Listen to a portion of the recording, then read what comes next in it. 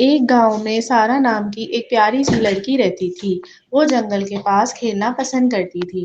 ایک دن اسے جنگل میں ایک چھوٹی سی زخمی چڑیا ملی۔ سارا نے اسے اٹھایا، گھر لے آئی اور اس کی دیکھ بھال شروع کی۔ کچھ دن بعد جب چڑیا ٹھیک ہو گئی تو اچانک وہ بولنے لگی، بہت شکریہ سارا، تم نے میری جان بچائی، میں ایک جادوئی چڑیا ہوں۔ چڑیا نے اسے بتایا کہ جنگل میں ایک گندا جادوگر رہتا ہے جو گاؤں کے بچوں کو بہت رلاتا ہے اور تنگ کرتا ہے۔ سارا نے ہمت کی اور چڑیا کے ساتھ جادوگر کے سامنا کرنے کے لیے نکل پڑی۔ چڑیا نے اسے جادوئی پنکھ دیے۔